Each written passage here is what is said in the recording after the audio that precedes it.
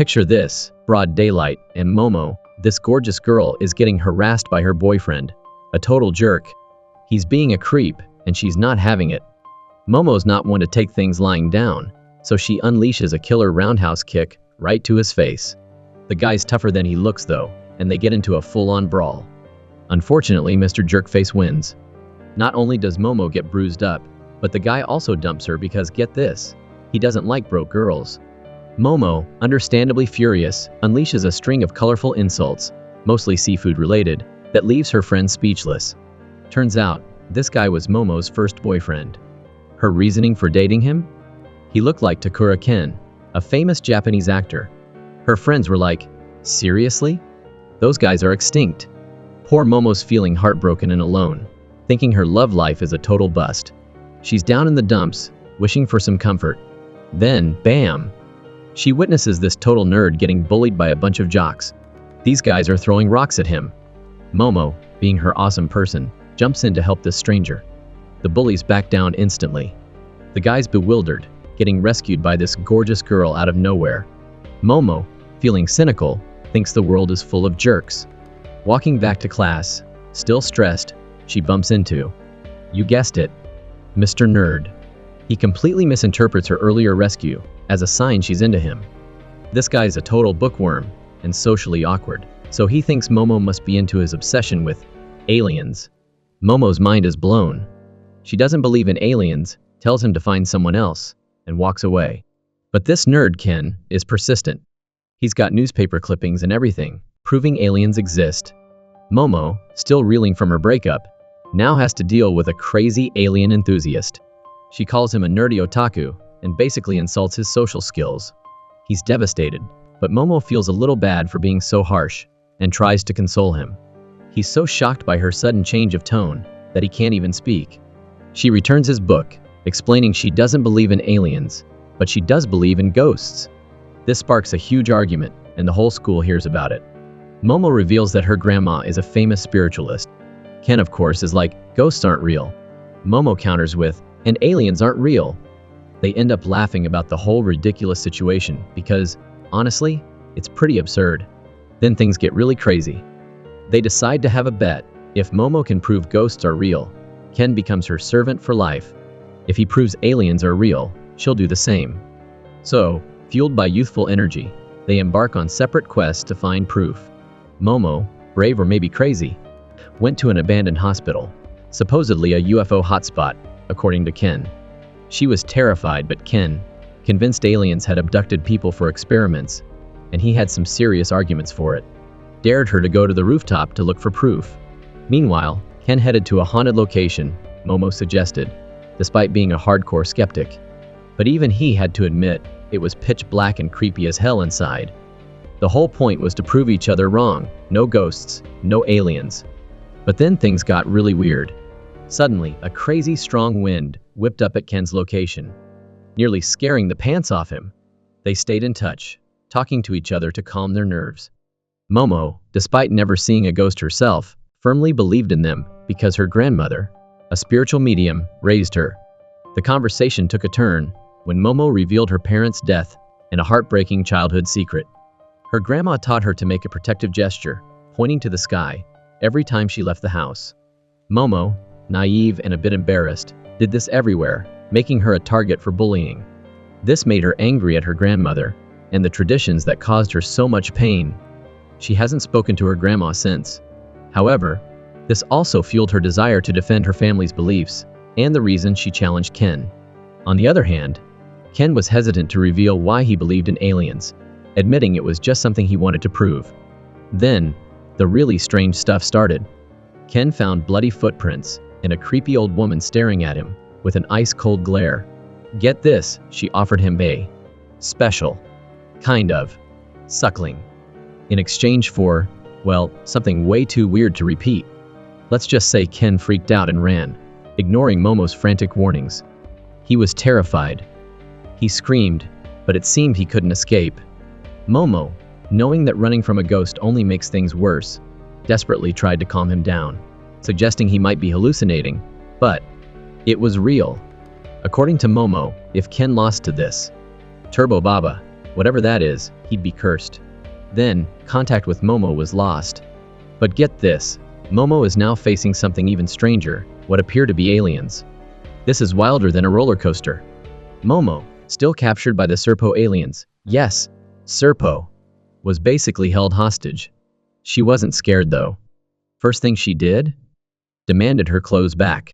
Too bad they were already shredded. These aliens, all male, were experimenting on her, needing her to reproduce because they only had males in their species. Their plan? Upgrade human penises to create the ultimate, tool for reproduction. And then, well, let's just say they wanted Momo's womb and ovaries for research. She refused. She was saving herself for Takura Ken. Even though she's never met this Ken guy, the thought of these alien freaks getting to her was way worse. But, with some alien technology, they were getting her all hot and bothered, making her incredibly aroused without any control. Just then, her phone rings. It's Ken, and he's possessed. Turbo Baba, remember her? Is channeling through the phone, trying to save Momo.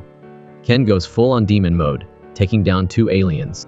Momo calls out for help, and the aliens find the whole phone possession thing utterly mind-blowing. Just when it seemed like Ken was the savior, bam! Turns out he's the one needing saving. Turbo Baba is using Ken's body to steal a penis from the aliens. Yes, you read that right. A banana-fueled alien brawl ensues, in epic proportions. The aliens, with their superior ranged attacks, easily injure Ken, who's now a ghost-powered powerhouse. It's the first time they've encountered such aggressive resistance. They demand a truce, but Ken has to give up his treasure. He agrees, he's always loved aliens. As a kid, he tried contacting them, but no UFOs ever showed. His only friend was Momo. He'd do anything to protect her. Momo was touched. Ken, transformed into this monster, fights valiantly, and even though Momo tries to cheer him on, the aliens are way too powerful. One alien attempts to mate with her. Then, in a flash of inspiration, Momo remembers her grandma's teachings. She has spiritual power, a kind of energy that protects her.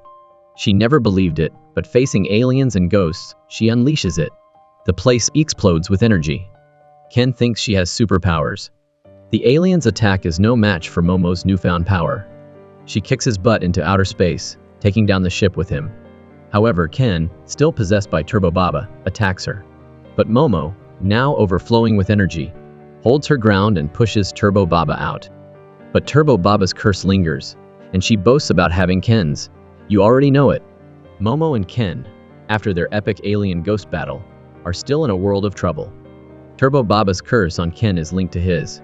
Well, you know, and the only way to break it is to go back to where Ken was captured. Momo, furious, yells at Turbo Baba, who's probably still laughing somewhere, but nothing she can do can undo the fact that they're both alive miraculously. After their UFO crash landing, Momo is now a believer in aliens, and Ken? A believer in ghosts. He lost his assets thanks to the ghost. Ken's not sure what the future holds, and Momo's trying desperately to suppress the curse before it fully consumes Ken and turns him into a full-blown demon. They've lost everything and have no idea how to face their families. Ken confronts Turbo Baba to break the curse and starts stripping off his clothes. Momo's confused, but Ken apologizes for dragging her into this mess. Momo comforts him. It turns out, Ken was just trying to give her his clothes. Ah, Momo's heart skips a beat. It feels like the start of something. Momo asks for his full name, and it's Takura Ken, the same name as the guy she's falling for. She completely forgot about her curse. Before Ken can fully warn her, Turbo Baba appears, and Momo, completely losing it, punches Ken into a wall. After apologizing profusely, Momo makes a rule. Ken can't use his real name anymore. They head to Momo's house. Things take a comical turn when a super stinky fart hits Momo in the face. It's hilariously unexpected. The sun is up, making Momo think Turbo Baba won't appear, because ghosts are usually afraid of light, right? Momo's house is apparently a sacred shrine, and she gives Ken a serious warning about respecting the place, especially regarding her grandma's rules about boys.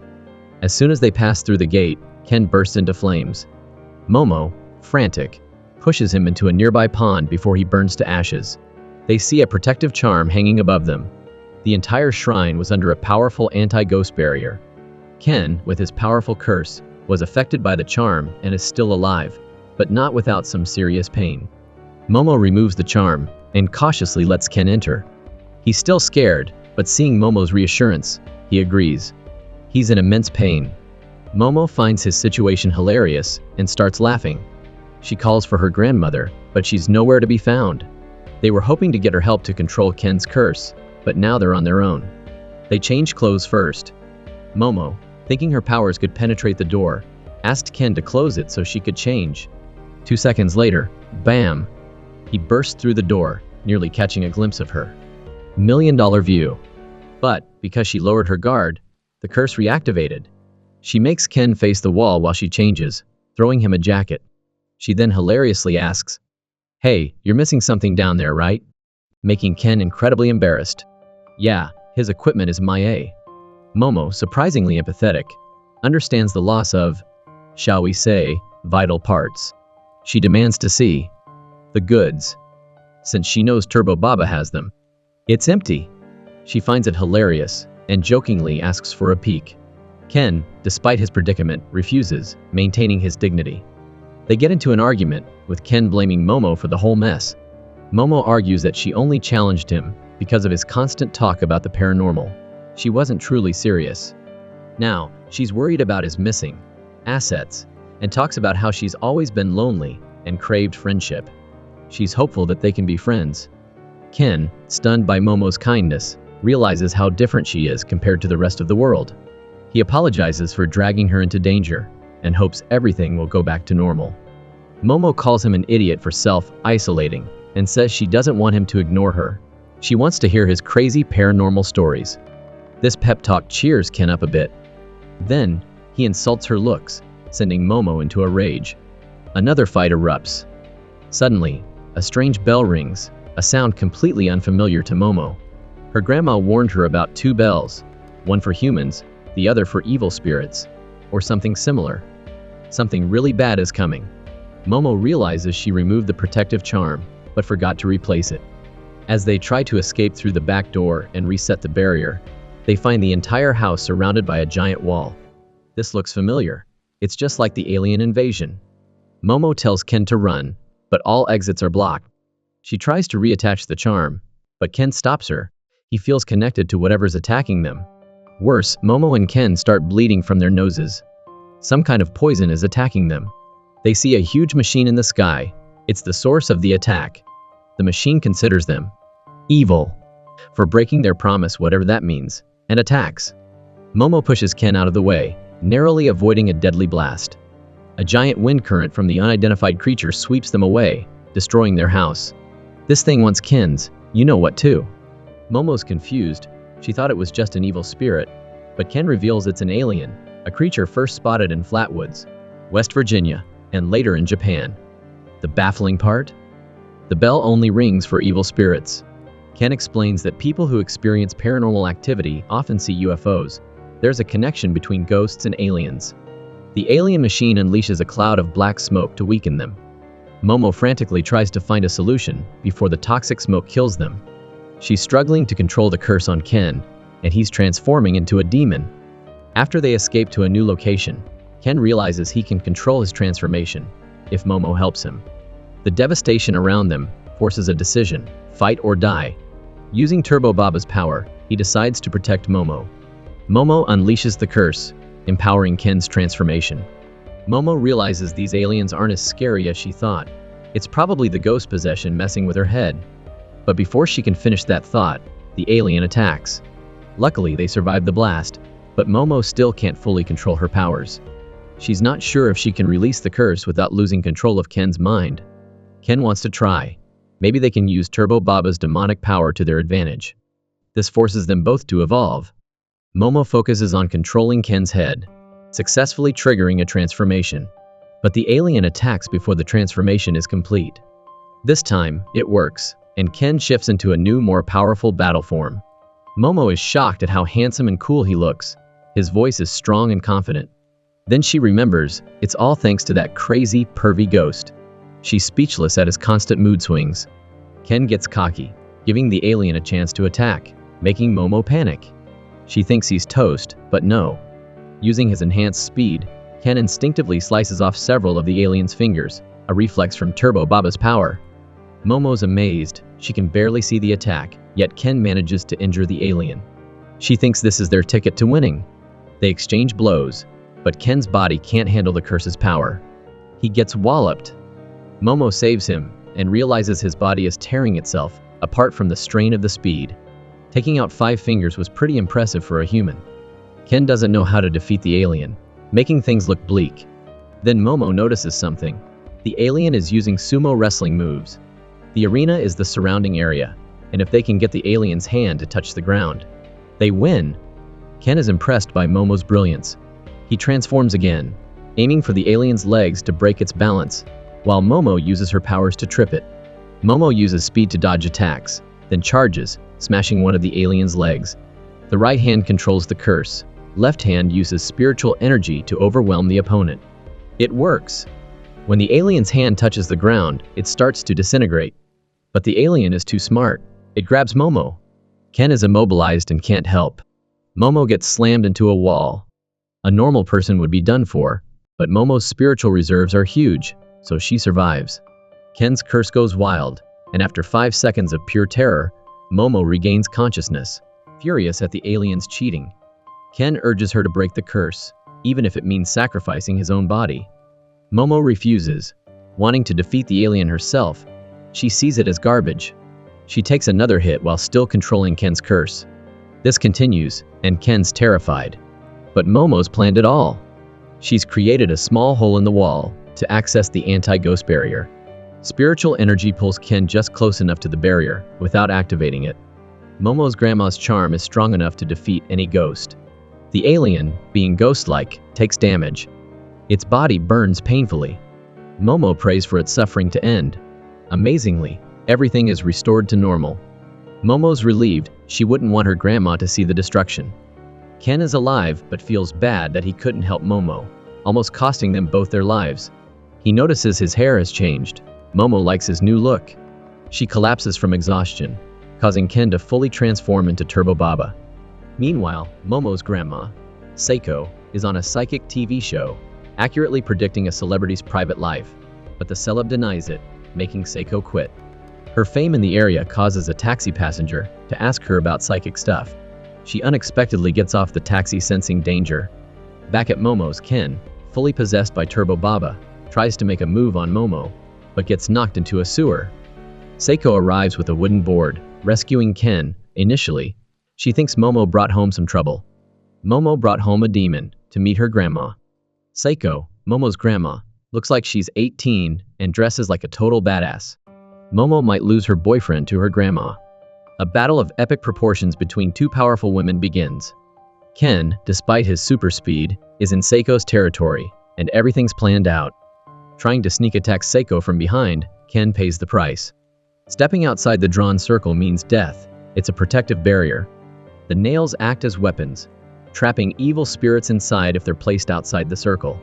Turbo Baba can't attack recklessly. Seiko taunts her, infuriating Turbo Baba. She vows to destroy Seiko, but Seiko refuses to trap her, opting for a direct showdown. She uses her enchanted baseball bat to beat Turbo Baba senseless, while Ken, outside the circle, bursts into flames. Seiko relentlessly pummels Turbo Baba, ignoring Ken's screams.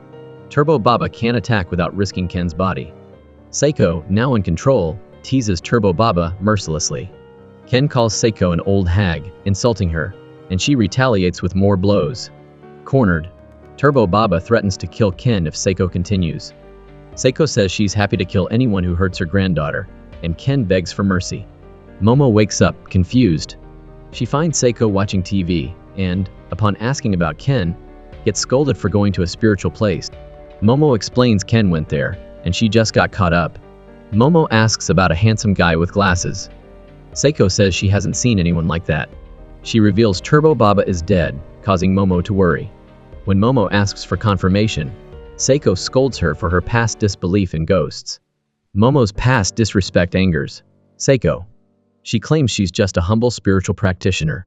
Momo apologizes profusely, admitting ghosts exist, and begging Seiko for forgiveness. Seiko finally reveals Ken is at the main shrine. Momo immediately calls Seiko out on lying. She knew where Ken was all along. then rushes to find him, filled with worry. She finds him eating, alive and well. He cries, thinking he killed her, and is relieved that Seiko stopped him. Momo's furious, she was worried sick. Ken's confused, but apologizes for still being alive. Before they can properly react, Seiko shows up, demanding to know when Momo started befriending ghosts. Ken's curse was suppressed by the shrine's energy, just like Momo's protective gesture. But stepping outside, he'll turn into a demon again. Momo angrily confronts Seiko for lying about killing Turbo Baba. Grandma Seiko thinks Momo's got a crush on Ken. Momo denies it, explaining Ken lost his assets thanks to Turbo Baba, and wants to help him get them back. The curse won't break until they're returned, so she wants to team up with Ken to confront Turbo Baba. Momo also reveals she has superpowers now. Grandma Seiko is skeptical about aliens and UFOs, but realizes Momo's powers explain how she's been able to control Ken's curse. Seiko still doesn't fully believe Momo, but she knows Turbo Baba is incredibly dangerous. She's known as 100 Tree Baba, a powerful yokai who's roamed Japan for ages and still lives today. How do you beat something that powerful? Especially when Turbo Baba has made the spiritual tunnel her new home? Seiko tried checking it out, but couldn't bring herself to go inside. Turbo Baba's too powerful. Seiko asks if Momo knows about Geo-Pharaoh spirits. Spirits powerfully linked to a place, making them invincible in their territory. Even the most powerful spiritual practitioners can't beat them. But this is worse. Turbo Baba has fused with the Geo-Pharaoh spirit in that tunnel. Only Buddha himself might stand a chance. There's no way Momo and Ken can survive. Seiko advises against going, urging them to preserve their youth. Seiko only has Momo left and doesn't want to lose her granddaughter. Even though Momo can be a pain, she's her precious granddaughter. If she wasn't directly involved with Ken's curse, Seiko would tell her to stay away. But Momo refuses. It's Ken, not just some random guy.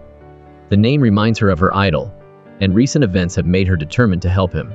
Seiko teases her, saying she's in love, then jokingly asks if Ken wants to marry Momo. Momo blushes furiously. Seiko, seeing Momo's determination, agrees to help. They decide to lure Turbo Baba out of the tunnel. Seiko draws a map of the tunnel location, deep within Sono City. The plan? Bait Turbo Baba into leaving the tunnel, weakening her. Momo points out her lack of speed. Why doesn't Seiko just put a charm on the tunnel to burn them all alive? Seiko sighs, calling Momo a foolish chatterbox. Grandma Seiko can't help much outside Kamigu City. Her powers are borrowed from the gods residing there. Leaving the city weakens her significantly. The plan to lure Turbo Baba remains.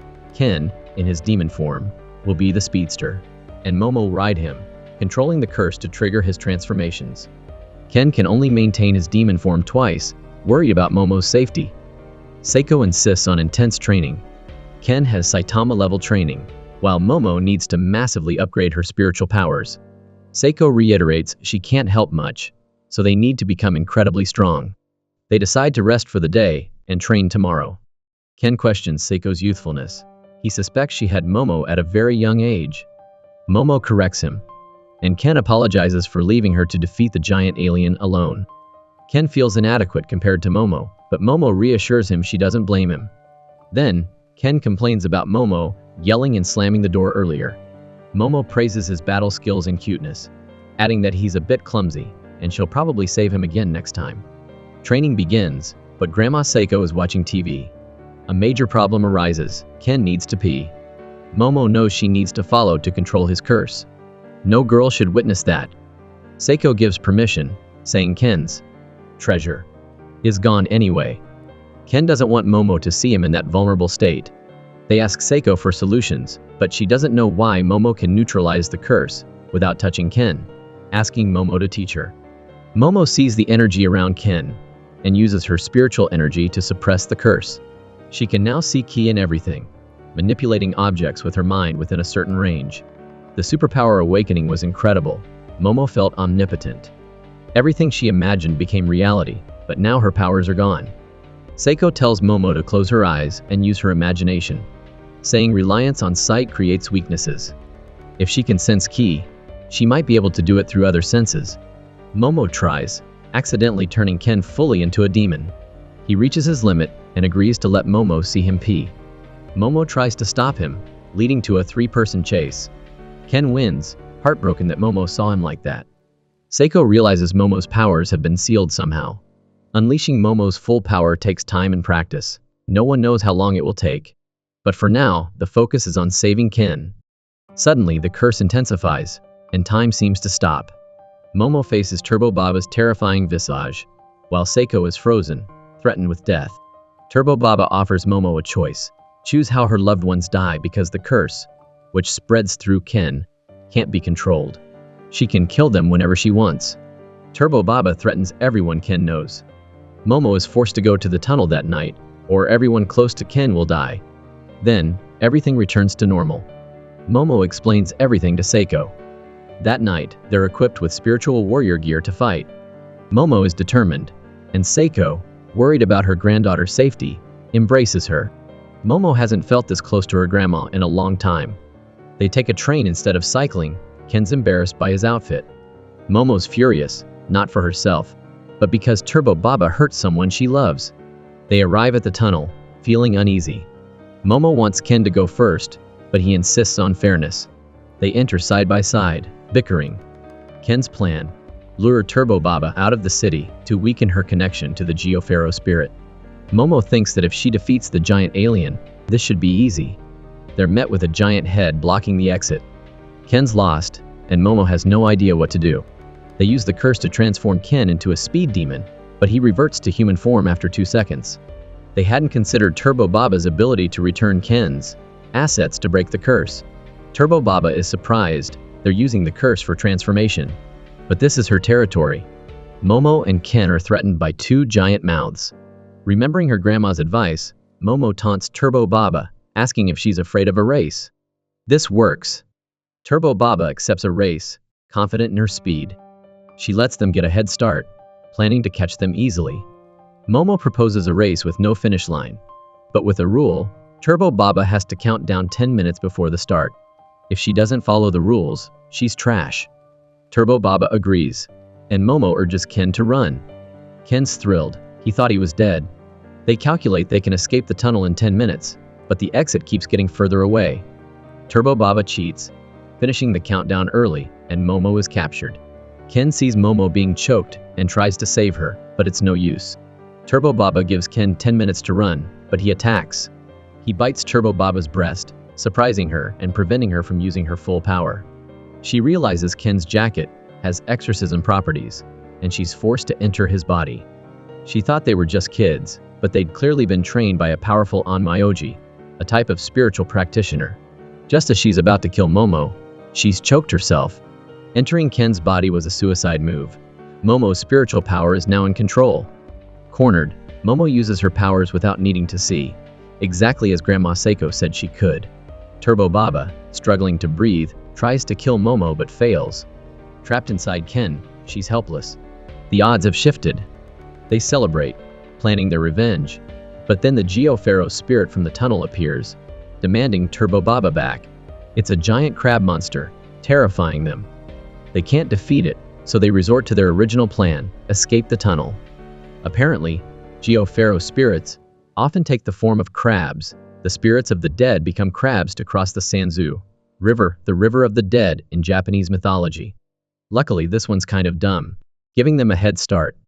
Momo uses the curse to turn Ken into a speed demon, harder than usual because of Turbo Baba's resistance. They outrun the crab, but Turbo Baba is furious that they're using her power. Ken delivers the bad news: Momo's too heavy, and he can't steer. They crash into a protective barrier and fall towards the city below. The speed demon Ken uses all his power to minimize the damage from the fall. He cushions Momo's landing, saving her from injury while he's left in pain. Even with training, he can only use his full power twice. They thought they'd lost the giant crab, but it followed, threatening the nearby citizens.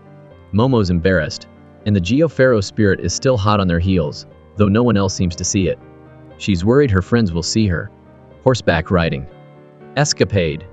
Ken warns his energy is almost gone, and they can't run much further. He has one more burst of power, but it's going to be close. If this continues, the crab will catch them before they leave Sono City. Momo refuses to be crab food and tells Ken to make a sharp turn. They run to a building, using the narrow space to slow the crab down. But the crab is too strong, smashing everything. Ken reverts to human form, disoriented. They realize the crab will be stronger in water, so they look for a way to stop it. Momo discovers a hot spring and uses her powers to destroy the water pipes, flooding the area. It works, immobilizing the crab. Its muscles tense, turning red, and Momo gets a sudden craving for crab. It looks delicious. Ken drags her away. They think they've escaped, but then a horde of ghosts appears. Turbo Baba reveals Sono City has a massive graveyard, filled with ghosts. She's using their power. Sono City is her territory. They can't escape. Momo is exhausted. They're surrounded by thousands of ghosts, led by the Geopharaoh spirit. Momo urges Ken to use his full power one last time. They have rested a bit. Ken's worried that even at full power, they might not reach the next city. But he trusts Momo and uses his speed demon form. Turbo Baba alerts the ghosts. Momo and Ken are ready. They use their full power to burst through the ghosts. Ken can't change direction, so Momo needs to control his direction using her powers while suppressing his curse. The Geopharaoh spirit anticipates this and blocks them. Momo struggles against it. They use the crab's body as a springboard, launching themselves over a tall building. Their teamwork propels them toward their escape train, but Ken reverts to human form and can't control the landing. Momo creates wings to slow their fall, saving them from a fatal crash. They're both exhausted. Ken's body feels like it's breaking apart. Momo thinks her insides are spilling out. Then, they notice Turbo Baba has escaped. Ken's knocked unconscious. Momo, using her powers, is unharmed, but barely. Turbo Baba's ghost army arrives, ending the game. She's furious they disrespected their elders. Momo admits Turbo Baba is skilled. She's never seen an old lady bully kids like that. Turbo Baba demands Momo speak Japanese. Momo stalls, but Turbo Baba's patience is thin. To avoid being choked by Momo's powers, Turbo Baba merges with the Geopharaoh spirit, confident they can escape. They're almost out of the city. Asked how much time she needs, Momo requests 1 second, surprising Turbo Baba. Momo grabs a passing train. Turbo Baba, also known as 100 Tree Baba. She can run 100 kilometers. Chases them with full power. The train's top speed is 120 kilometers, giving Momo hope. She taunts Turbo Baba, infuriating her. Unexpectedly, Turbo Baba jumps onto the train. The train isn't always at top speed, making it easier to catch.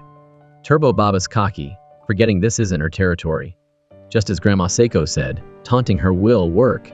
Momo calls this the final train ride for Turbo Baba. A powerful Onmyoji is waiting in Kamigu City. Grandma Seiko's prepared a welcome party.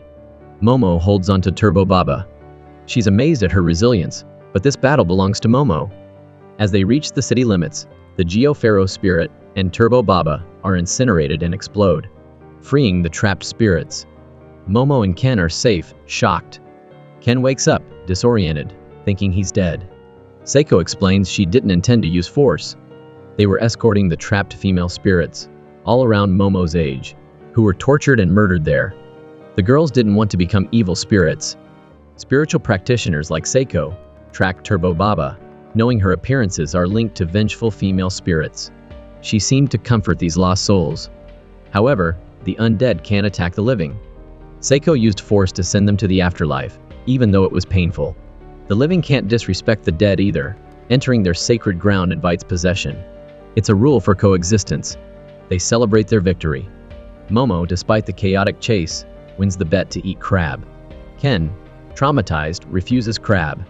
Momo promises to delete the related videos, but Turbo Baba isn't afraid, joking she'll turn Ken into gold. They scold Ken for refusing the delicious crab. Ken says he usually loves crab, but after that, it's just weird. Seiko demands to see if Ken's treasure has been returned. Ken thinks she's crazy for wanting to see his penis, begging Momo for help, but she's too busy eating. Ken leaves, thanking the duo for getting his assets back. Momo tells Ken to ignore his grandma. He's weak and whiny for not eating the crab. Ken leaves, feeling uneasy. Momo realizes this and promises to see him tomorrow, making Ken happy to have a friend. The next day at school, Ken's constantly thinking about Momo. He hides behind a light pole waiting, but she doesn't appear. He tells himself to relax. It's just a casual greeting. He's been practicing to hide his inexperience. To his surprise, Momo's already at the school gate. They awkwardly avoid eye contact, especially Ken, who quietly walks away. Momo, already smitten, actively approaches him. She teases him for being late and invites him to walk together. He's overjoyed. They discuss the aliens and their all-male species, and Momo wonders what they eat. Ken's speechless. Their happy moment ends when Ken returns to class and is bullied as usual. He endures it, comforted by the thought of having a friend. He reads alien magazines, finding solace. Momo's image makes him happy. He ignores a ball thrown at his face. Meanwhile, Momo's deep in thought. Her friends notice her strange behavior. She'd texted them about losing her phone, but now she's distraught. One friend jokes she left it at her ex-boyfriend's place. Another suggests she smashed it in a fit of anger. Momo feels terrible, longing to talk to Ken, but lacking the courage. Ken feels the same, daydreaming about her and planning how to talk to her. He regrets his awkwardness from that morning when he didn't respond properly to Momo, sharing her interests. Ken thinks he's a fool for being so awkward. He and Momo spend class battling their feelings. Momo wants to ask about the aliens' underwear. At the break, they search for each other, missing each other in the crowd. Momo asks some guys about Ken, using his nickname, but they don't know. Ken, nearby, asks about Momo, but his voice is too quiet. Thinking she's in the cafeteria, he continues searching. Momo's close, but feels miles away. She checks the guy's usual bread stand, while Ken's at the girls' eating area. They're in two different worlds. They pass each other, unseen, even when a street apart. Ken feels rejected and worthless. Momo's frustrated, wondering where he is, and remembers his downcast mood that morning. She thinks she rushed things and worries he'll avoid her. Ken thinks Momo has lots of friends, and that he's just a backup. He feels insignificant. They stare blankly. Then, randomly, they bump heads. Their teeth touch, shocking them. They were sitting next to each other. Ken asks what she's doing. She yells that it hurts, almost knocking out a tooth. Momo's relieved he was looking for her, teasing him for wandering around school aimlessly. Their accidental kiss is seen by Momo's friends, who spread rumors. They're embarrassed by the misunderstanding that they're dating. They deny it, but Momo thinks Ken is criticizing her. Ken, weaker in this argument, defends himself, fueling the rumor. They bicker, then ignore each other and leave. Later, Ken feels bad. Losing his first friend would be awful. Ken discovers his missing assets. Momo's embarrassed that her friends think she kissed a nerdy guy with glasses and Doc Martens. She denies it, but Ken shows up. He tries to explain his situation, but she brushes him off. Her friends are even more convinced they're a couple. Ken pleads, but she ignores him. He's heartbroken by her sudden coldness. Ken thinks she's ashamed of him and leaves, making Momo feel guilty. Her friends feel bad too. They think a simple apology would have sufficed. They see Momo's normal behavior has changed with Ken. The relationship is confirmed in their minds. Ken walks home alone, bumping into a girl who compliments him, even touching him. He's flattered by her flirtatious advances. Momo feels bad but then sees Ken flirting with another girl, making her thoughtful. She's surprised he has other friends. Hearing the girl diss Momo, Momo uses her powers to knock her unconscious. Ken sees this and realizes Momo's jealousy. Momo hugs him, laughing, and invites him home. She teases the unconscious girl, saying only someone as charming as Ken could attract such aggressive attention. Outside, they're awkward. Momo apologizes for her earlier outburst, explaining her reaction to being teased. She insists there's no shame in being friends with Ken. He's relieved and happy to be her friend. He asks if she really defeated Turbo Baba, and she confirms it. His missing equipment is back.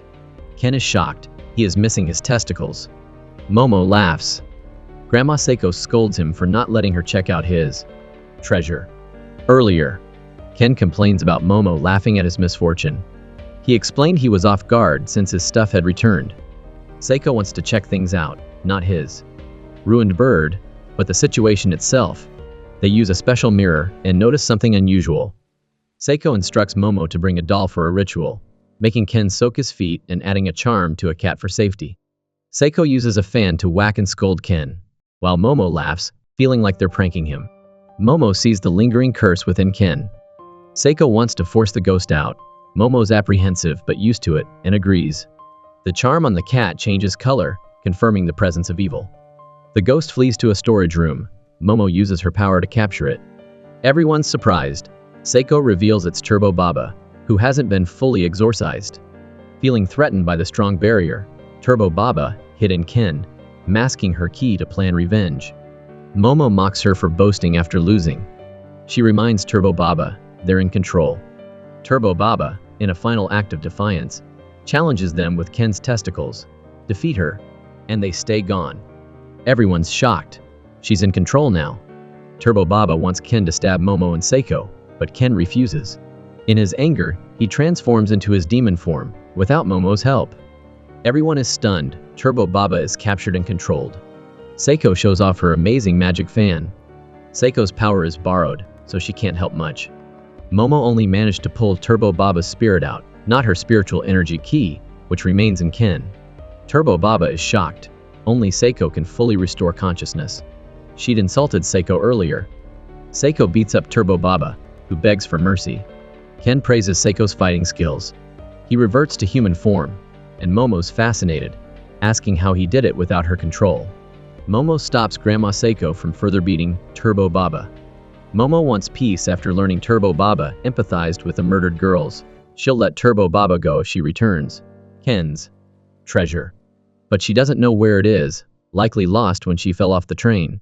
Turbo Baba claims she coated Ken's testicles with ki, forming a 5 cm golden sphere. They search but find nothing. Seiko thinks someone else took it, sensing its powerful life force. Yokai believes collecting such life forces grants rebirth. This is why evil spirits attack humans. Momo's concerned. Momo scolds Seiko for not telling her sooner. They beat Turbo Baba senselessly for losing the golden sphere. Turbo Baba threatens revenge. Momo suggests they rest. They report back to Seiko, having found no clues. Seiko promises to ask contacts about the sphere and warns Ken about his demonic power, uncontrolled despite Turbo Baba's absence. She asks him to use it sparingly. The next day, Ken's classmates ask if he's dating Momo. He denies it, but they ask for her contact info to flirt with her, saying she's cute. Ken remembers she is pretty, then slaps himself for having romantic feelings. His classmates want to try Momo, making Ken furious and triggering his demon form. He threatens them, but thankfully, no one notices his powers. He returns to reading his alien magazines when Turbo Baba pops out of his bag. She's excited to be in a school for the first time in centuries. Ken thinks she's trapped at Momo's house. Seiko says she's joining them because no one would notice her in her cat form. She's bored and wants to see the fun. Alone with Ken, she tries to get him to relinquish his demonic powers. Ken refuses unless she returns his testicles. Momo hears Ken's voice, asks what he's doing, and is about to reveal Turbo Baba's hiding place when Seiko tells her to keep it a secret. Ken's flustered by Momo's presence and runs off, getting scolded. Turbo Baba takes advantage of the situation, enjoying school life. Momo's annoyed that Ken avoided her, and her friends ask if she and Ken fought. Miko thinks Ken is handsome, and heard he stood up for Momo against some guys. Momo's surprised that Ken got angry with her. This is Era, a self-proclaimed beauty who thinks everyone's obsessed with her. She spread rumors about Momo after Momo knocked her out earlier, calling Momo a demon because she saw an arm growing out of Momo's body. Era wants revenge, seeing herself as chosen because of her beauty. She has a shiny golden sphere, Ken's missing testicles, but her delusions make her want to eliminate Momo. She remembers the golden sphere falling onto her head after the Geo Pharaoh spirit and Turbo Baba's defeat. Touching it gave her supernatural abilities, and the overwhelming experience led her to hide it. She justifies finding the sphere as just keeping what she found. Two friends arrive with exorcism equipment. They smell kerosene on a wooden stake and are confused about her plans. Era points to the backyard, claiming to sense someone, which her friends can't see. Acting cute to get compliments, Era uses hand signals to tell her friends to keep it a secret. Somehow they understand. Turbo Baba overhears everything, but decides to watch the drama unfold. Later, on the rooftop, Ken and Momo are eating, but Ken avoids her gaze, claiming he's watching Turbo Baba. Turbo Baba says she doesn't need to listen to them. Momo argues that she lost, and Turbo Baba considers a comeback but thinks Momo is too small to be a threat. They challenge each other to a fight, but Ken stops them, revealing Turbo Baba is investigating a strange girl. Turbo is serious about finding that golden sphere. Momo doubts they're at school, but they have no leads, so they're checking. What if someone did find them? The cat spirit thinks it's highly likely. It's a beautiful golden ball. and touching it awakens spiritual powers, allowing you to see ghosts and other supernatural things. However, you also become visible to ghosts, putting you in danger. Era is the prime suspect, and they plan to confront her after school. Era's worried about Momo's strength. Just as Turbo predicted, Era sees a ghost on the school grounds. After school, they search for Era, but she approaches Momo and asks for a private chat. Ken reveals Era is the suspect. Momo is lured to an abandoned house and captured by Era's friends. Era tries to purify Momo with a stake, but nothing happens. Momo throws her friends away with her powers. Era, emboldened, reveals the golden sphere, intending to eliminate Momo. Momo confirms Era has Ken's testicles and demands them back. Era claims a divine appointment to save the world. Ken arrives. Momo warns Era. She's holding Ken's testicles. Ken explains she's a target for spirits. Suddenly, a pink-dressed ghost grabs Era. Revealing herself as Era's mother, she's been waiting for her daughter to see her. Era's past flashes before her eyes, but she doesn't recognize her mother. Momo asks Ken to transform into a speed demon form to save Era. The ghost dodges, surprised. Era thinks Ken's a demon too. Ken attacks, but is captured and eaten by the ghost. Momo uses her powers to pull him out. Era's mother uses ballet moves, kicking Momo away and swallowing Ken whole. She reveals she's waited 10 years. Era mistakes her for Momo's ghost and gets scolded. The mother recounts the happy memory of Era, calling her Mother. Era wants to hear it again, but doesn't understand. Momo demands Era return Ken, citing it's against the rules to attack humans. Era, still delusional, wants to team up with Momo against the demon. Turbo Baba appears, having been thrown earlier. After checking Era's phone, Turbo Baba describes the ghost, a flexible, red-suited acrobatic dancer with flowing hair. Acrobatic ghost. Momo's surprised they don't know each other, even though they're both ghosts. Turbo Baba dismisses the acrobatic ghost as a low-level spirit. Era's delusions of beauty and her claim to defeat the monster sadden her mother. She is swallowed whole by this ghost. Mother and daughter fighting is a bad sign. The acrobatic ghost accuses Momo of corrupting her daughter and calls her mother a monster. She attacks with her hair. Momo asks the cat spirit to untie her to save the others, but the cat refuses, saying they took its power. Momo is quickly captured and choked. The acrobatic ghost demands an apology, choking Momo. She offers to spare Momo if Momo calls her Mother, but Momo refuses. Momo is swallowed too. Turbo Baba orders the acrobatic ghost to release them, but the acrobatic ghost, unaware of Turbo Baba's age and power, plans to crush them. Turbo Baba scolds the ghost for eating Momo's hair, and the acrobatic ghost bursts into flames, releasing the three. Now it's payback time. The acrobatic ghost's tragic past is revealed. She's been searching for her daughter, but was separated. She's furious that others stole her daughter. She attacks using her hair and objects around them. Ken transforms into his demon form, but Era is still unconscious and a burden. Momo suggests they run around to avoid obstacles, hindering Ken's speed. She has a plan, but is attacked before she can reveal it. Her powers lessen the damage. The acrobatic ghost wants Era back, but they're surrounded and can't escape. Ken takes a direct hit and is thrown away. The acrobatic ghost accepts Era doesn't want to call her Mother, but wants to stay with her forever by consuming her. Just as she attacks, she's immobilized. Ken strategically ran, tangling her hair. Momo recovers and praises Ken.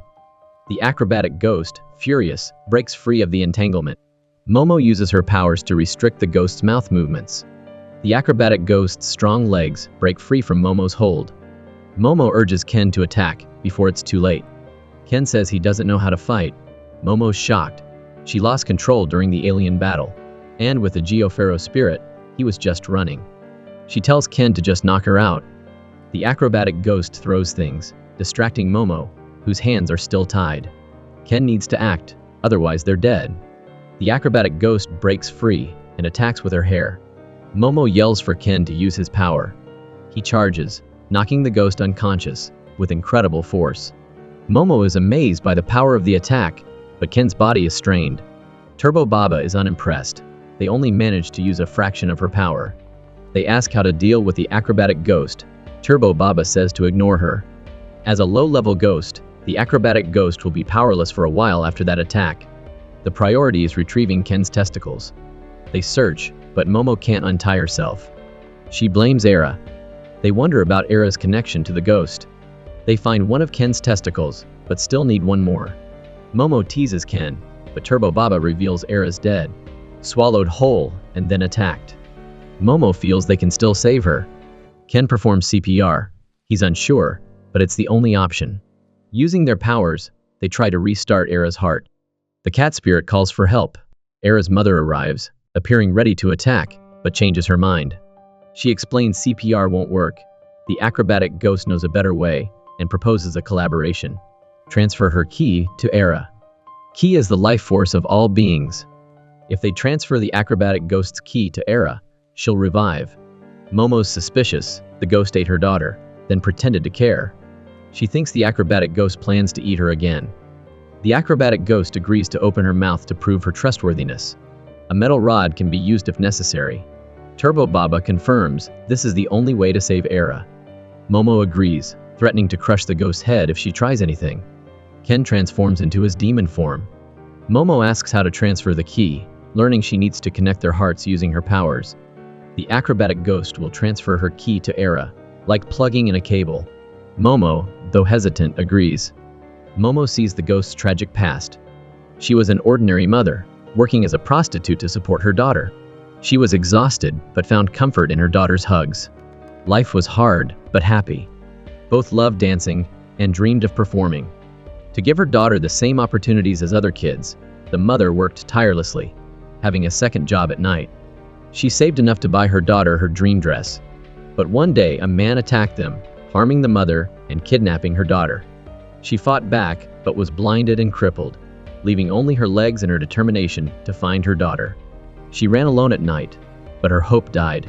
Her dream was lost in regret. She performed a final dance, knowing she wouldn't last long. She was bleeding out. Her mind faded, remembering only losing something precious. Then, Era appeared, calling her Mother. It wasn't her real daughter. That word resonated deeply. Era's father arrived, explaining her mother was gone and that Era needed to be strong. After hearing this, the acrobatic ghost learned Era's real mother had died. Her desire to protect Era turned her into a ghost. For 10 years, she watched over Era, wanting to prevent anyone from hurting her. She forgot her daughter's face. She loved Era, but couldn't be a normal mother. Momo cries, feeling the ghost's pain. Ken thinks the ghost harmed Momo, but Momo stops him. The ghost story is too heartbreaking. Era revives and receives a sincere apology from the acrobatic ghost, who regrets hurting her. Saving a life comes at a cost. The acrobatic ghost's body begins to decay, causing Momo sorrow. The acrobatic ghost acknowledges her actions and accepts her fate. They ask Turbo Baba if there's a way to save the ghost, but she says one life for another is a fair trade. Losing her ki means death, regardless of the being. Before becoming a ghost, the acrobatic ghost clung to the mortal world, preventing her passing. Now, everything will fade. She'll cease to exist in both worlds, completely forgotten. Turbo Baba, being a ghost herself, is unconcerned. Momo and Era, however, find it cruel. Ghosts need inner peace to pass on. Outsiders can't help. Final images of her daughter appear, making the mother regret not being a better parent, wishing her daughter hadn't been hers on that fateful day. Era realizes something and hugs her, calling out, "Mother!" They both cry, one losing a mother, the other a daughter. Fate brought them together, a fleeting moment that feels eternal. Era hopes her mother finds peace in a better world, promising never to forget her. So sometime later, Era is casually having breakfast at Momo's house. Poor Ken. From his perspective, the girls are eating like pigs, devouring mountains of cold noodles with no end in sight. Momo brings up the flower pot incident, apologizing even though she doesn't really want to be friends with Era. She wants to know why Era is messing with Ken. Era thinks Momo is completely clueless. A mere flower pot wouldn't make her an enemy. She targeted Momo because she believes Momo is evil. After the acrobatic fight, she's even more convinced. Momo tries to explain, but Era, in her little world, isn't buying it. She asks about Ken's demon form and questions why Seiko looks so young if she's a grandmother, insisting on calling her sister instead, much to Seiko's amusement. Seiko, enjoying the compliments, praises Era while calling Momo a bad girl, escalating the situation. Turbo Baba, however, prioritizes eating above all else. Era now believes Ken and Seiko are yokai Japanese demons, and Momo is the mastermind, controlling them to destroy the world. Momo, speechless, thinks Era needs a drug test. She's definitely high on something. She yells, "Are you crazy? If I had those powers, I would have blown your head off ages ago." They engage in a fierce staring contest, leaving Ken unsure how to intervene. Era reminds Momo that she, Era, is chosen because of her beauty, so Momo shouldn't underestimate her. She thanks Seiko for the delicious noodles and leaves, and Seiko happily invites her back. Seriously? Momo yells at her grandmother for encouraging Era's delusions. Era turns back to ask Ken, "Why do you keep saving me if you're a demon?" He simply replies, "Helping people in need is normal." This melts Era's heart. She's falling for him, but their worlds are too different. He's a yokai, and she's on the side of justice. Momo, disgusted, asks what Era just said. "Are you crazy too?" She wonders. After breakfast, the grandmas drag Ken out for some digestion exercise. The cat will throw a ball, and Ken must catch it to reinsert his dislodged testicle. Their enthusiasm is unmatched. The cat throws a weak pitch, and the ball bounces off Ken's groin, hitting the exact spot again, causing him excruciating pain. Momo enjoys the scene and congratulates Ken on retrieving one testicle. The other one's location is still unknown. Seiko compliments the cat's throw, promising to hit the target next time. A week later, there's still no sign of Ken's missing testicle. Momo suggests checking online, but Ken, old school, doesn't use computers or phones. Momo considers getting a part-time job to buy him a new one, since his old phone is broken. She asks her boyfriend out, but he cancels, claiming he has a report to write, and declines to hang out after school too. This confuses Momo. She ends up having dinner with Kei and Miko instead. They ask about Ken, and Momo says he's busy, but she suspects he's hiding something. Her friends fuel her suspicions, suggesting he's seeing another girl. Momo knows Ken isn't like that, but recalling Era's interest in him, she decides to investigate. She's shocked to find Ken on top of Era, assuming the worst. In reality, Ken has been skipping dates to train. He believes he needs to be stronger to find his missing testicle, anticipating a dangerous monster encounter. Sayo has him doing grueling workouts: 100 push-ups, 100 sit-ups, 100 squats, 5 sets each, just like a certain Saiyan. His motivation is protecting Momo. Era arrives, wanting to talk. She calls Ken a demon and herself a human, confessing her love for him. She asks him to close his eyes, then leans in for a kiss, but he pushes her away. His heart belongs to Momo. He's confused by her actions. Era, inexperienced in love, explains she read in a magazine that kissing is a way to confess, and that the guy then has a responsibility. Ken, exasperated, asks where she read that, learning it was from her father's adult magazine. He's flattered but confused, since he's not popular with girls, and rejects her. They struggle, Era still trying to kiss him. Ken thinks she's possessed. He trips and falls on top of her, creating a romantic but misleading scene. Momo witnesses this compromising position, and, seeing Era puckering up for a kiss, storms off, ignoring Ken's attempts to explain. She accuses him of lying about writing a report and of being with Era. She points out his sweaty, shirtless state, implying they were intimate. Ken chases after her, but she refuses to listen. A rift forms between them. Momo is now a walking disaster at school, wishing she had something to destroy. Kei and Miko are worried about her lovesick behavior, as she punches herself in frustration. Ken, realizing his mistake, continues training, focused on protecting Momo, not explaining himself. Suddenly, he's transported to another dimension. His friends disappear, replaced by Era's voice. A mysterious force surrounds them. Ken recognizes this from his alien encounter. Meanwhile, Momo, elsewhere, worries about Ken, thinking about the previous day's events. The water in the room rises, trapping her. She senses something approaching and hides. She sees its shadow, the Loch Ness monster. Terrified, she accidentally makes a ripple, alerting the creature. It senses her and unleashes a destructive beam, slicing through the school. Momo freezes, fearing for her life. The monster moves on to search elsewhere, and Momo is temporarily safe. In a nearby building, Kei and Miko are startled by the noise. Era, scared, asks Ken if he's going to capture her now. Exasperated, Ken replies, "This isn't the time for jokes."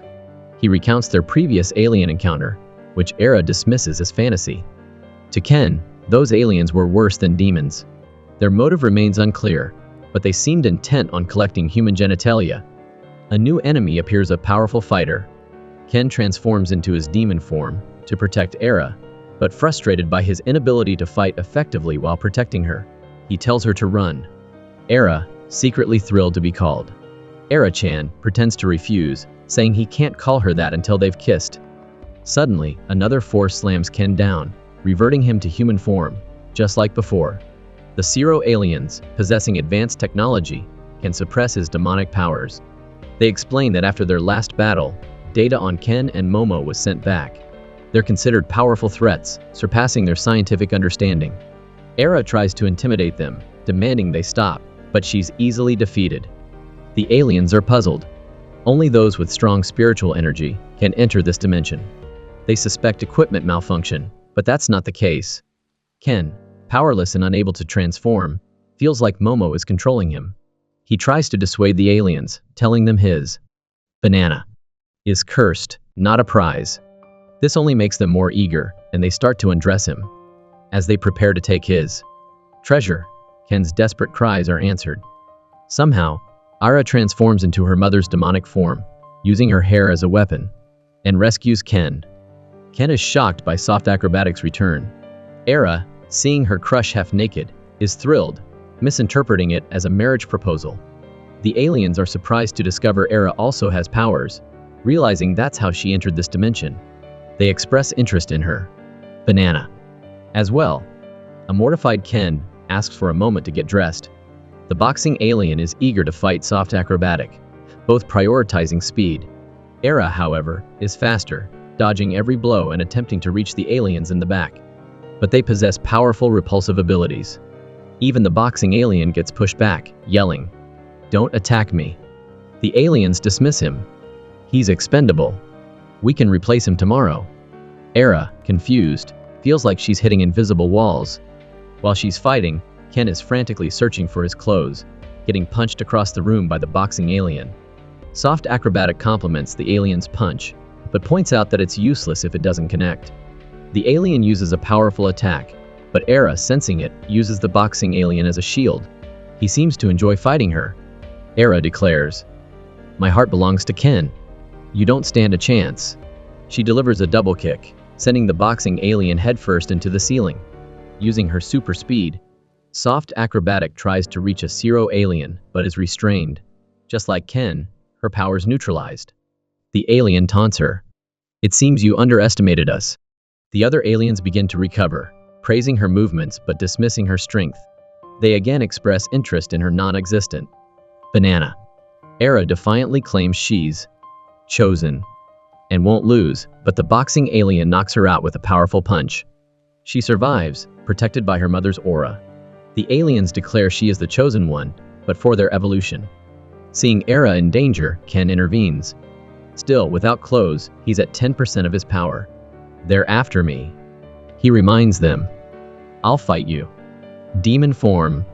He transforms, but the lack of clothing makes the scene comical. The Zero aliens think he misunderstands.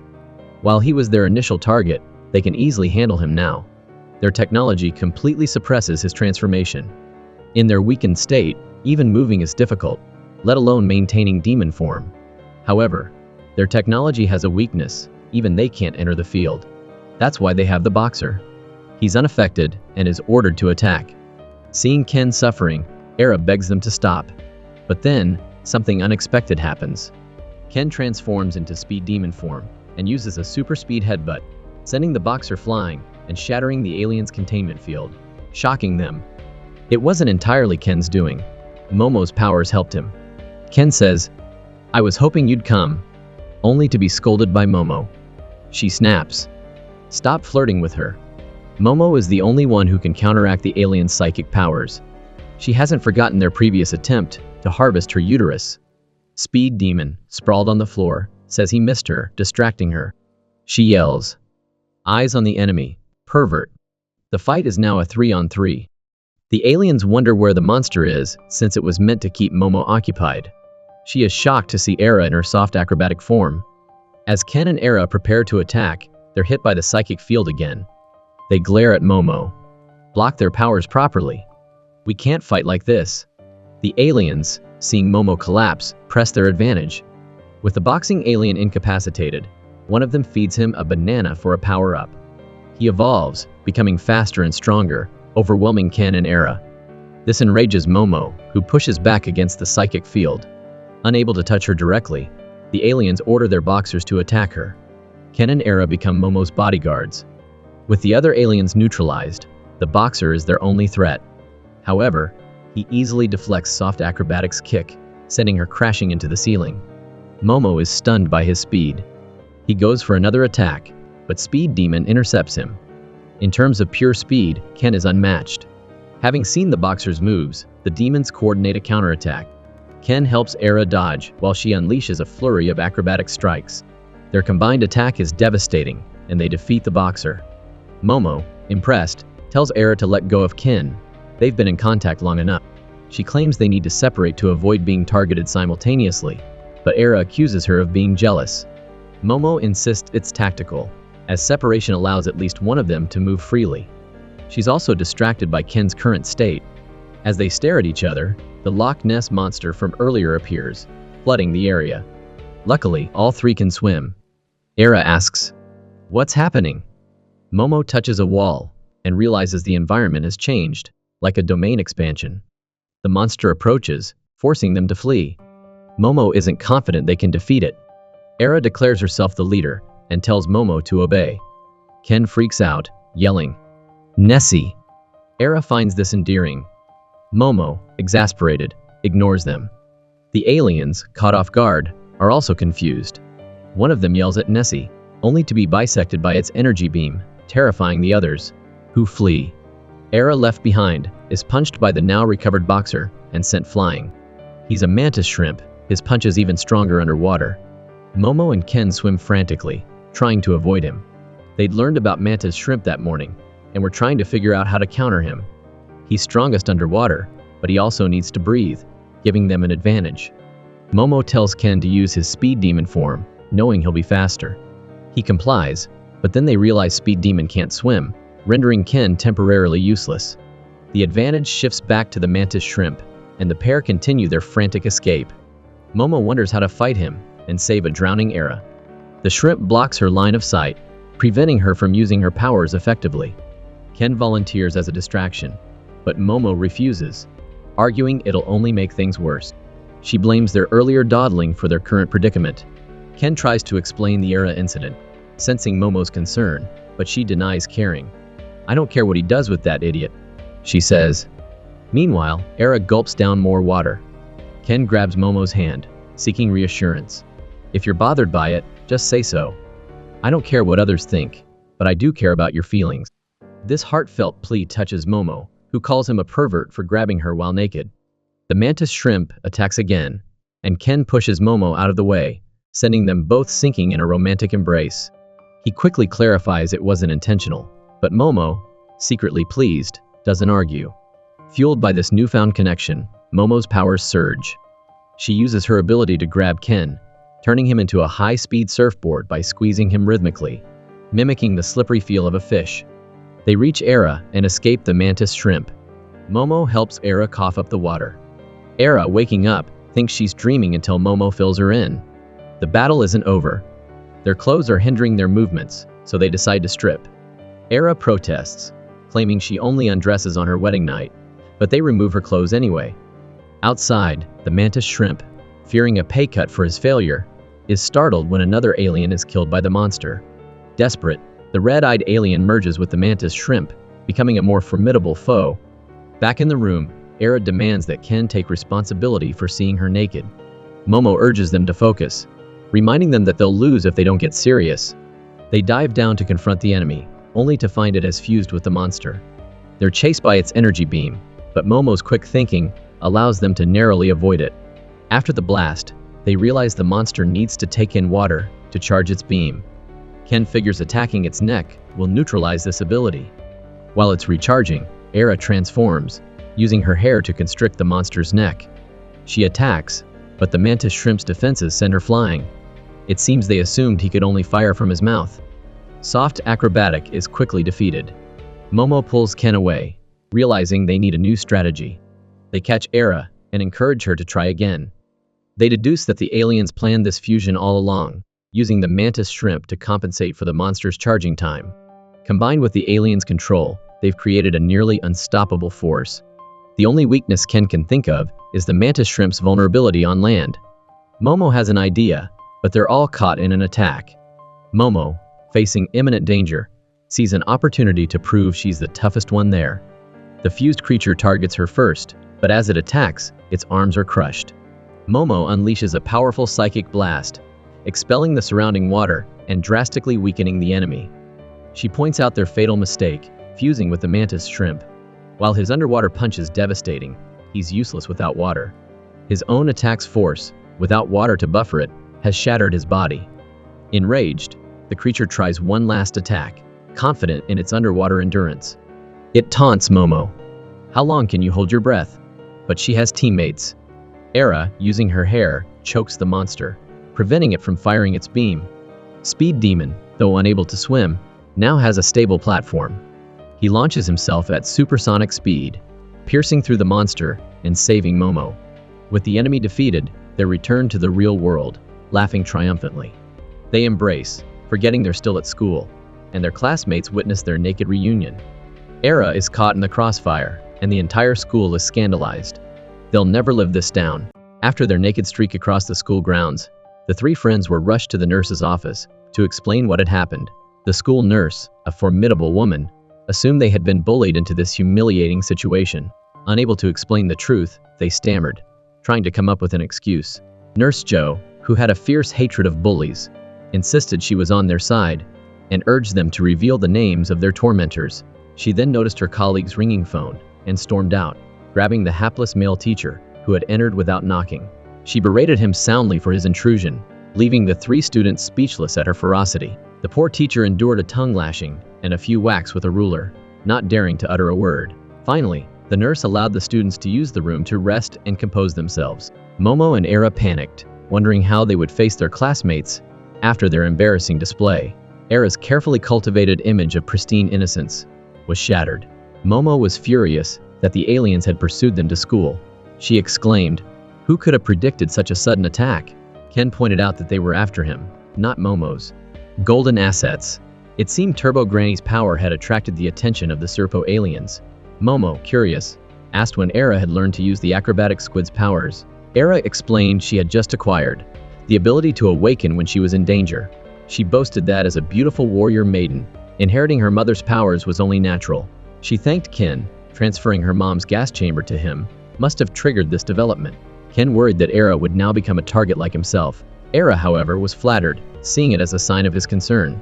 Thanks to their monster powers, they had been able to fight back. But they had to admit, the Serpo aliens were strong. Momo wondered aloud why the aliens were doing this. If they wanted monster powers, why not just capture and extract them? Ken had a realization. He theorized that the reason the technologically advanced aliens hadn't invaded Earth was because of the powerful monsters protecting it. He believed these spirits existed not only in Japan, but all over the world. In other words, they were heroes, defending Earth from an extraterrestrial invasion. Considering the balance of power, the yokai were still stronger, as evidenced by their recent victory against the Sopokians. That's why the aliens were targeting those who had recently acquired monster powers and had no connections to other yokai. Ken was the perfect target, a tasty, still developing morsel.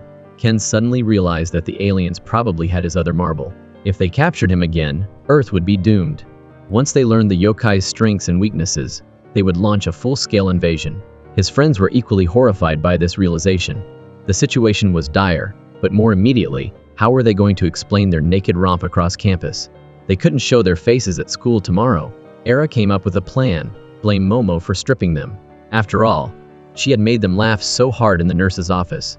Momo reluctantly agreed to be the scapegoat. Just then, Era's friends arrived, immediately suspecting Momo. Ken started to explain, but seeing Era's silence, he stopped. Momo demanded Ken explain about the accident yesterday. Ken explained that Era had tried to kiss him. He'd pushed her away, and they'd both tripped. He'd gone off to train, determined to protect his damsel. Momo, touched by his efforts, teased him about trying to be cool. Ken, embarrassed, started to leave. Realizing she'd gone too far, Momo apologized for the misunderstanding. As they made up, a gossipy classmate appeared, asking if they knew Ira from Class D. According to Miko, Ira was in a similar predicament. This implied a love triangle, or perhaps two girls fighting over one boy. Ken and Momo were stunned by this insightful analysis. Meanwhile, Ira was being comforted by her friends. She used her charm to downplay the incident. Just as she was basking in their sympathy, her friends mentioned Momo's recent harassment. The boys were outraged, assuming Momo was jealous of Era's beauty. They brought up the false rumor Momo had spread about Era.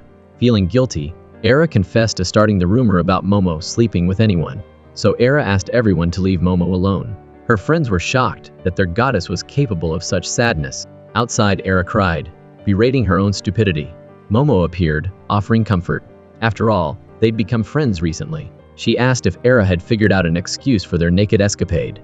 Era didn't answer, but Momo, ever perceptive, guessed the truth. She was promptly banished as a rival and enemy. Suddenly, Punchman appeared, looking half dead. Ashamed and needing to earn money for his family, he'd been avoiding them. Before they could react, he collapsed. Deliriously, he mumbled about his son Chiquita and wept. It seemed he had a sad backstory, forced to do bad things far from home to provide for his loved ones. He woke up bandaged, surrounded by Earth's most unlikely heroes.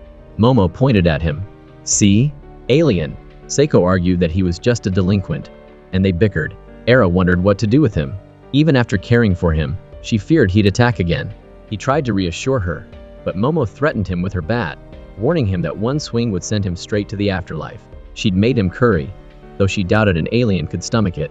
Grateful for their kindness, Punchman bowed his head in thanks. He swore he wouldn't hurt them again. A welcome feast of sorts began. Punchman devoured everything, earning him a scolding from Seiko for not sharing. She also whacked him for touching her favorite dish. The girls joined in, playfully squabbling over the food. They say you shouldn't fight over food, but in this house, it was every man for himself. The feast evolved into a chaotic free-for-all, until all the food was gone. Punchman then revealed his son's illness. The boy suffered from a condition that caused him to lose blood every time he had a bowel movement. He needed constant transfusions to survive. His wife had died from the same disease. The treatments were expensive, forcing him to become a mercenary. His home planet was ravaged by war, with no stable jobs. His people were naturally strong, often finding work as fighters. He blamed himself for being too weak to earn enough to save his wife and child. Touched, Ken wondered if they could help. He offered his marble and banana, wondering if they could cure the boy. He was even willing to give up on ever getting married to donate. Momo quickly vetoed that idea, pointing out the impracticality of daily blood transfusions. Helping him once is one thing, Era said. But what about next time? The best solution is for him to find a stable job. Ken pointed out that if there were stable jobs, he'd already have one. Era retorted that if he lost his precious jewels, she'd retrieve them for him, much to Ken's annoyance. Punchman, understanding he couldn't repay their kindness with violence, agreed that a steady job was the best solution.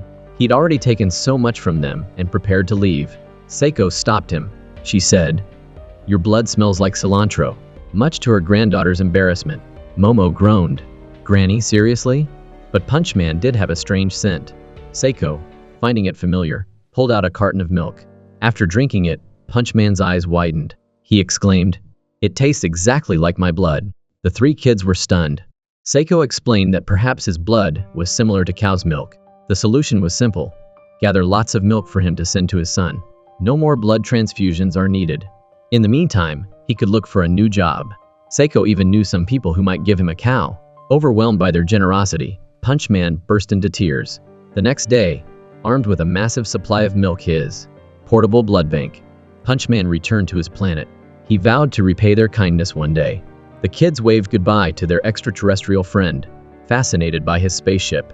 Even after this, Seiko continued to call him Kappa, unconvinced about the whole alien thing. That night, the kids begged Seiko for new uniforms. Theirs were shredded after the fight. Seiko, having already bought them 2 sets, was hesitant. Momo promised to be more careful. Era asked if it was okay to ask for uniforms for everyone. Momo figured they should take advantage of Seiko's generosity while they could. Seiko agreed to buy new uniforms for Ken and Era, but not for Momo. Momo demanded, "Why not me? You look too shifty." Seiko replied, "You can't ask for money with that look on your face. If you want a new uniform, you have to entertain me." Momo resigned and performed, imitating Seiko's favorite character, making them all laugh. Suddenly, they had a visitor. It was Gigi, Seiko's old friend. Apparently, his mother had asked Seiko to take him in. Ken's world was rocked when Seiko, Momo's grandmother, revealed that the young man staying with them was Momo's childhood crush. From the moment he laid eyes on him, Ken felt intimidated. The guy's athletic build and stylish clothes screamed popular, and his face had a genuine, almost heroic quality. Ken figured Momo falling for this guy. Jin made perfect sense. He seemed like the ideal boyfriend, but Ken's assumptions were shattered quickly. Jin turned out to be even goofier than Era, their eccentric friend. He even complimented Era's outlandish style, calling her adorable, much to the bewilderment of their other friends. They couldn't understand how someone with Momo's refined taste could have a crush on this guy. Ken could see Momo silently pleading for help, but Jin was oblivious, completely lost in his world.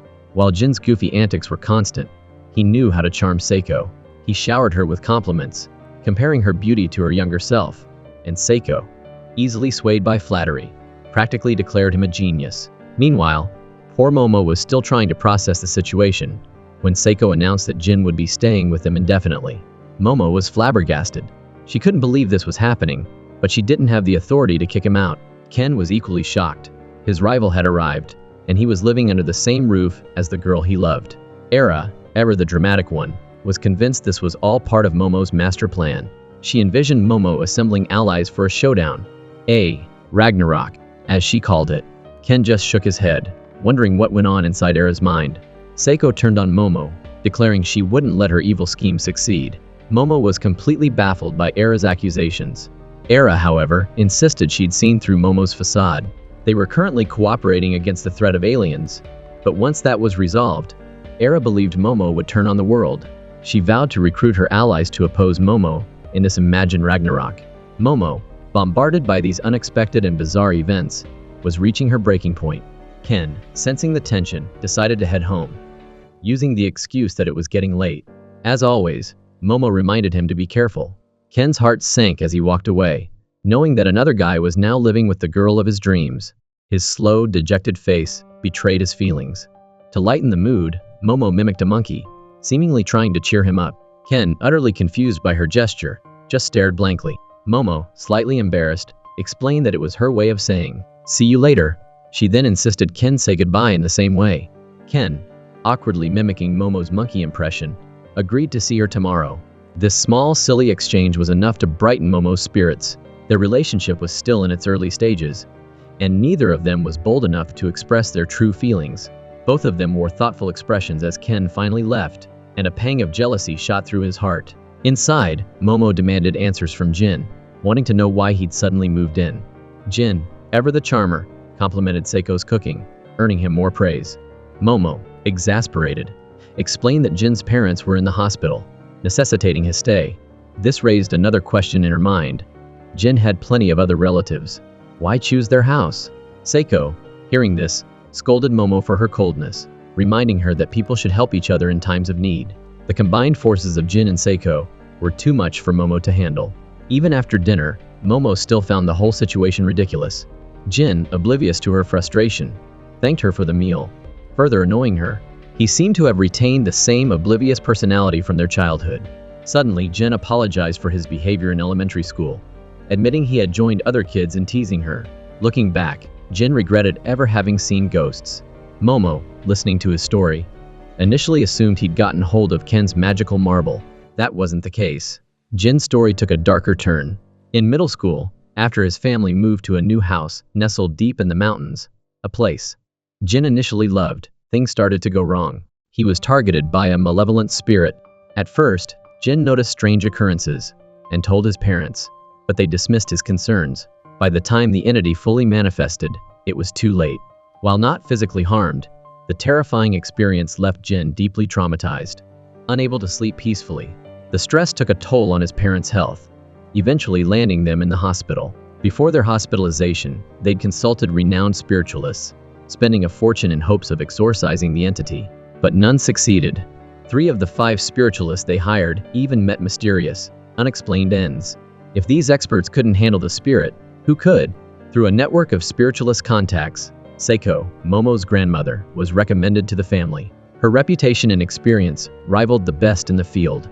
Momo, upon learning this, chided her grandmother for not telling her sooner about this case. However, she reassured a distraught Jin that coming to their house was the right move. Jin, overwhelmed with guilt, apologized profusely for his past behavior, especially for teasing Momo and causing their childhood friendship to fracture.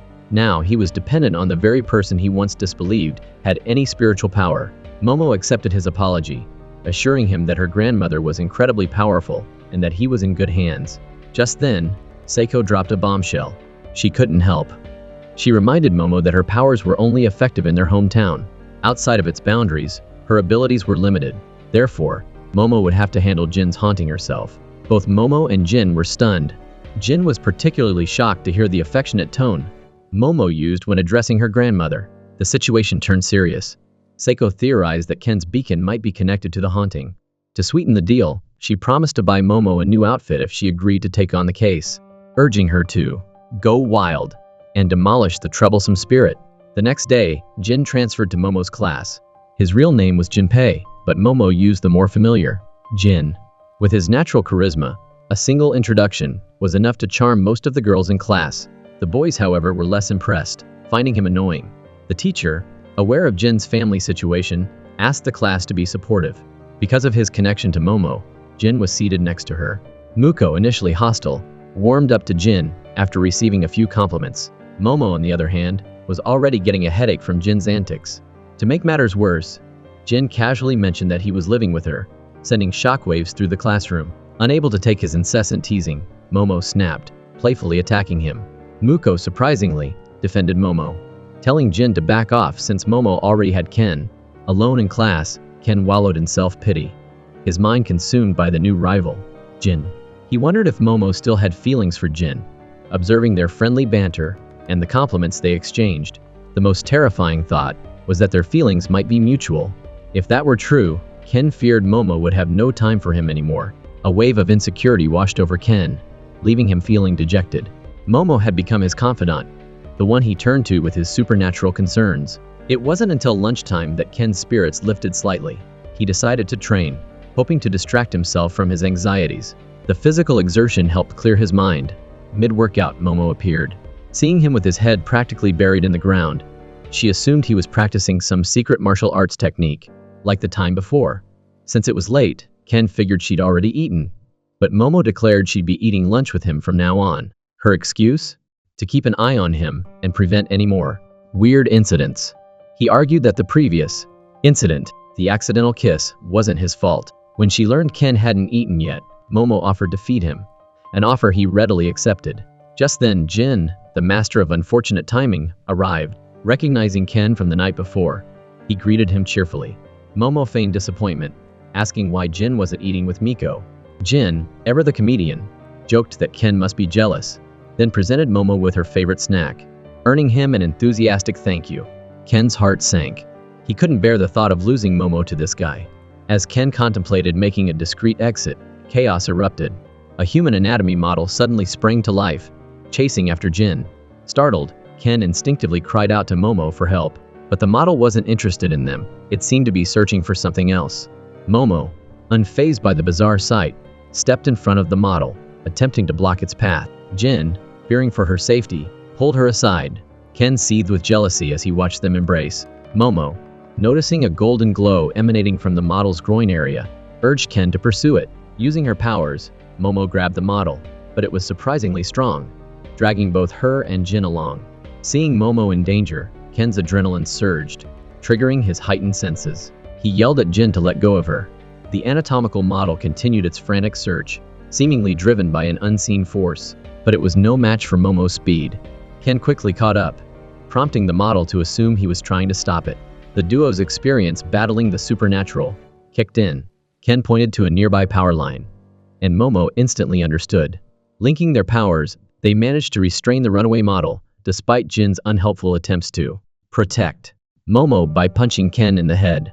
Momo thanked Ken, while he patiently explained to a confused Jin that the model wasn't a demon. Finally, they successfully subdued the animated anatomy model once more. Despite being held back by the combined force of Momo, Ken, and Jin, the anatomical model refused to give up. With an almost inhuman determination, it lunged forward, even as its body began to break apart. Momo, disgusted, released her grip, but the model instantly regenerated, continuing its relentless pursuit towards a junkyard on the city's outskirts. The group momentarily lost sight of it. However, Momo had cleverly retained a piece of the model's shattered heart. By squeezing it, she could hear the model's pained cries, allowing them to track its movements. Jin, impressed by Momo's quick thinking, showered her with praise, while Ken, feeling a pang of sympathy for the persistent model, remained silent. They followed the sounds to the junkyard, where they found the model rummaging through the debris. They called out, assuring it they wouldn't harm it if it stopped running. They also asked to see what it was clutching, suspecting it might be Ken's ball. Suddenly, a female voice called out, "Taro," the model's name. Taro cried out in anguish, desperately searching for someone named Hannah. It seemed they were separated, explaining Taro's frantic behavior. Sure enough, nearby lay a damaged, incomplete female anatomical model. Hannah questioned Taro's relentless pursuit, to which he replied, "For love, of course. Meeting you changed my life." This declaration resonated deeply with Ken, reminding him of his feelings for Momo.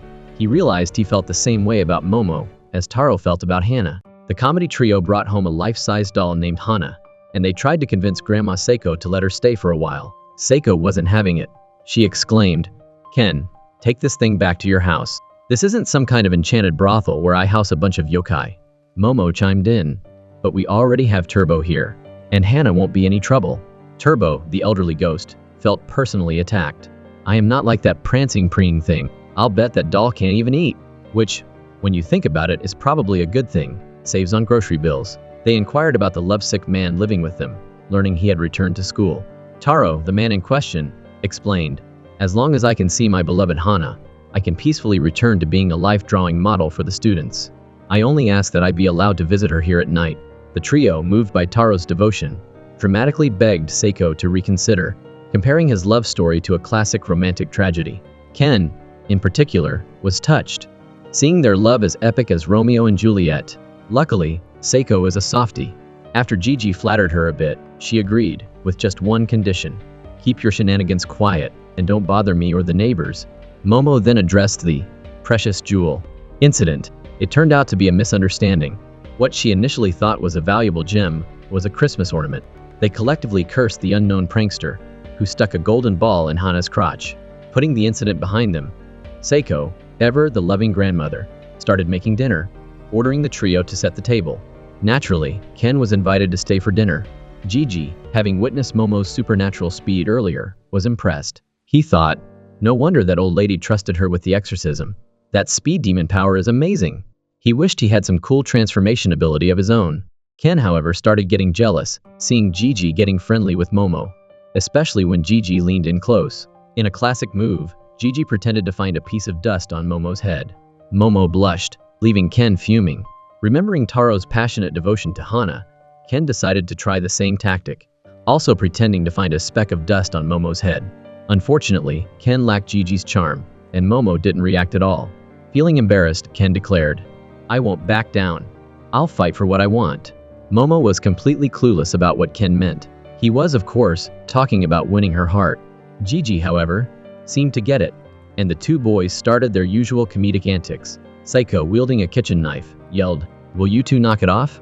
Instantly, they knelt and apologized.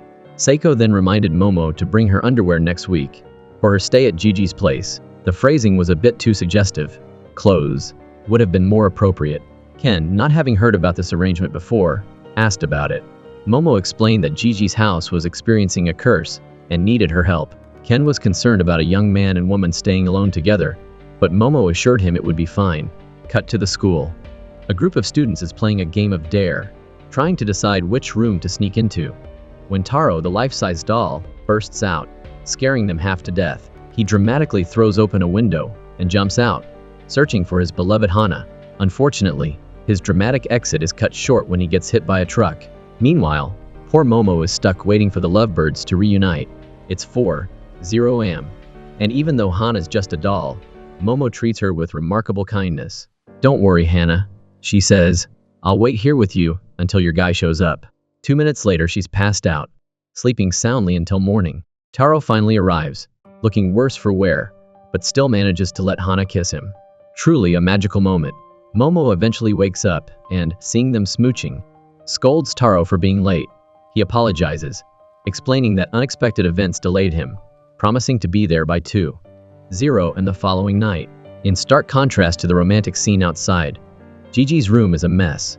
He looks exhausted, having apparently not slept for days, all thanks to a pesky ghost. A few days later, the comedy trio heads to Gigi's house.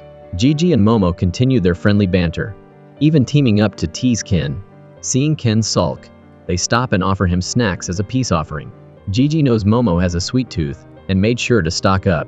Watching them, Ken wonders if he's being too childishly jealous of Momo and Gigi.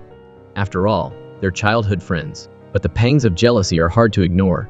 Not wanting to ruin the good vibes, he tries to distract himself. For the next hour, Ken obsesses over finding his lost marble. Momo, noticing his preoccupation, asks him about it and fills Gigi in on the whole saga. Just the other day, Ken had declared he would fight for Momo, but seeing his competition, he feels defeated. Momo is clearly captivated by Gigi's playful nature. Gigi, it seems, was born a comedian. Ken realizes he needs a new strategy to get Momo's attention. Suddenly, he announces he has an interesting story to tell, pulling out a magazine on supernatural mysteries. To his surprise, Gigi is fascinated by the topic. The two boys, discovering a shared interest, launch into a lively discussion, completely forgetting Momo. It's the first time Ken has found someone who shares his passion, and he's momentarily starstruck. He'd intended to impress Momo, but she's now the awkward third wheel, completely left out of their conversation. The two boys spend the next few hours praising each other's knowledge of the occult. Suddenly, Gigi stops, almost choking with the realization. Ken and Momo, you're friends, right? He asks, then sadly adds, you can think of me as a friend too, right? He berates himself for being awkward and puts on a self-deprecating face, earning a swift rebuke from Momo. She tells him, yet again, to stop being so insecure. Gigi is curious about what prompted her outburst, but Momo keeps it a secret. Finally, they arrive in Gigi's town. Momo is shocked. It's not the amazing hot spring resort town she was expecting. Gigi explains that his family moved there for his father's work. Momo remembers that Gigi's dad is a volcanologist, which explains their location near the mountains. They follow Gigi home, unaware they were being shadowed by some creepy-looking locals. Initially thinking the house was at the bottom of the hill, they were dismayed when Gigi led them up what seemed like 1,000 steps. This exorcism gig was starting to feel like a strenuous hike. Gigi, accustomed to the climb, was fine, but Ken and Momo were completely wiped out. By the time they reached the house, Momo had collapsed, and Ken was gasping for air. Gigi asked Momo if she sensed anything unusual, but she hadn't picked up on anything yet. More importantly, they were all dehydrated. We're going to die of thirst, not demonic possession. At this rate, Ken groaned as he struggled to get up, urging Momo to wait for him. Suddenly, he heard a distant noise, but couldn't pinpoint its source. The sinister-looking villagers exchanged knowing grins, their eyes fixed on the house. Inside, the trio remained cautious, but the house felt strangely devoid of any negative energy. Ken shot a suspicious look at Gigi. Gigi explained that every psychic who'd visited the house had declared it incredibly haunted. If that's true, he said, then the ghost must be hiding somewhere. He reminded them of Turbo, whose weak spiritual energy made him undetectable until he'd possessed Ken. Momo, ever confident, declared this would be an easy case. Gigi showered her with compliments, calling her awesome and comparing her to a powerful boss. Momo asked for a soda, and Ken and Gigi decided to grab drinks as well. Suddenly, Momo dashed off, announcing, I'm going to check out the hot springs. Ken and Gigi were taken aback. She reassured them. Evil spirits usually come out at night. They thought she was joking, but she was serious, even telling them to get along while she was gone. Ken could only watch as she disappeared. Left alone, the boys decided to play soccer. It was a terrible idea, as Ken had zero soccer skills. Gigi patiently tried to teach him the basics, and Ken silently cursed his own clumsiness. Grateful Momo wasn't there to witness it. Then, an idea struck him. He could use soccer to impress Momo. The thought of her praise filled him with determination. Out of the blue, Gigi asked Ken if he liked Momo. He added, she's really cute, you know. Ken replied that Momo was his first friend, and that he respected her deeply.